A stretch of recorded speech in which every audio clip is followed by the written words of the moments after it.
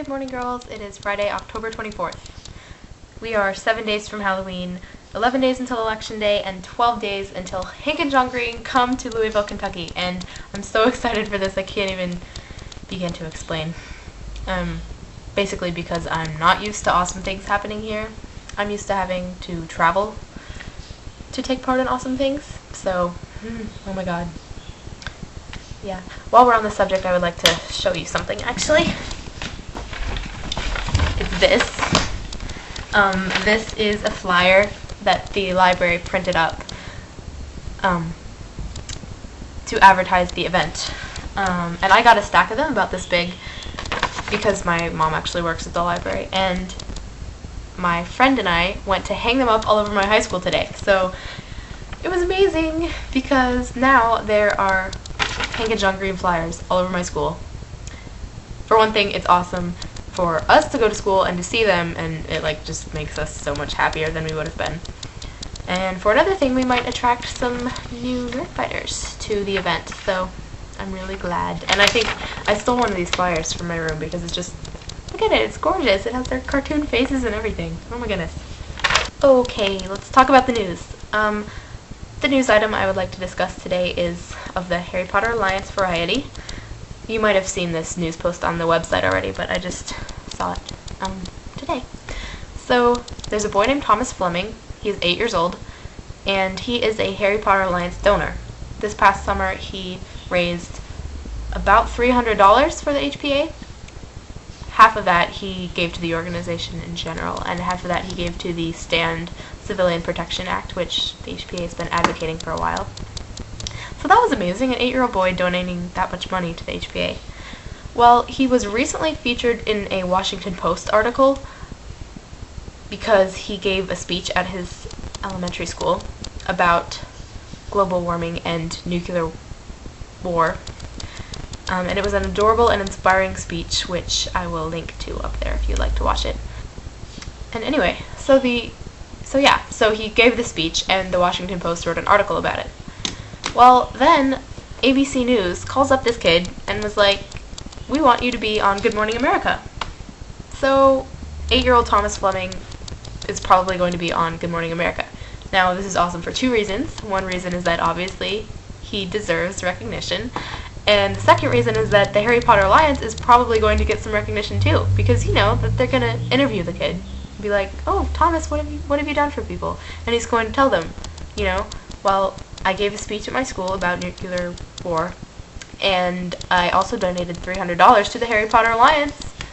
And then they're going to be like, "Tell us about the Harry Potter Alliance on Good Morning America." So when and if he gets on the show, that will be just amazing. And hopefully they'll ask him about the HPA. So anyway, kudos to Thomas though, because I watched the speech. It is adorable. It's so inspiring. We all have a voice. That was my news discussion for today. I've noticed on the 5 Awesome Guys channel that, well, the girls do it too, but on the guys channel, like Alex especially, will say, "Let's talk to the guys," and then he'll respond to what the others have said in their videos that week. So I would like to do that. Let's talk to the Weird Sisters. Caroline, I think your Halloween costumes that you showed us on Monday were among the most inventive Halloween costumes I've ever seen. The building one especially was amazing.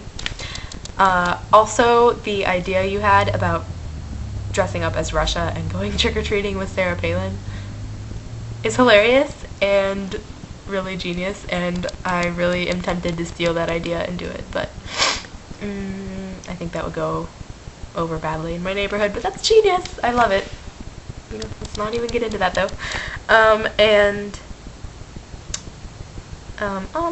What else? Sorry, I have a list of things I was going to talk about so that I stay on the subject. Oh, Rain and Lori, you talked about The Book Thief, and I'm really excited that you talked about The Book Thief because I adore that book. I read it about a month ago, and was completely blown away by it. Lori, I really do understand what you were saying about the little announcements from death being funny, because they were darkly hilarious. And it was just really unique to read about that, like you said, because I'd never heard of a book being narrated by death before. I think that was very inventive on Marcus Zuzak's part. So, yeah, oh my god, amazing book. You should all read it if you haven't. Okay, the next subject is Paper Towns. Finished it on Monday night, and it was really, really, really good. I mean, obviously, I expected it to be really, really good, but it was almost better than I expected it to be, which is saying a lot. Book three of Paper Towns was hilarious. Like, the first part of it where they're in the car. So funny. It's so good. I don't really want to get into plot details because I don't know if all of you have finished it. Yeah. But it was hilarious and I love it. Alright, my challenge this week is very Halloween-y in nature. You might have heard of this game before. I found this message on my porch a couple days ago. It says, "You've been booed," and then there's a really cute little poem on it. This message was attached to a little goodie bag that had like Halloween candy and crafts in it. And there's no name on this message. I don't know who sent it to me. I have my suspicions, but I don't know. And the idea of this game is to anonymously boo your friends or neighbors, and to encourage them to anonymously boo their friends or neighbors.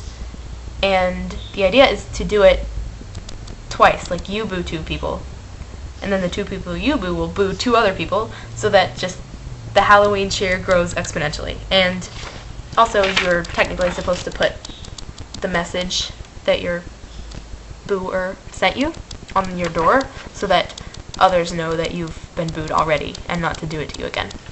So, yeah, that's my challenge for you this week. Whoever I roll should boo someone. And, you know, you don't have to make it a huge deal. You don't have to, like, give candy or anything. It could just be, like, a nice little Halloween note or something. But, it's really fun. It's gotten pretty intense in my neighborhood, actually. We're all, like, booing everyone, and it's really fun to try and guess who booed you. It's one of my favorite parts. And I'm gonna have to go find my die, so I'll be right back. Found it. And I will now roll. 1. Caroline, that's you. Alrighty, well, I think that's all I had to talk about this week. So, stay awesome, and I think Lori mentioned having a chat this weekend. That would be a good idea. And Caroline, I will see you on Monday. Bye.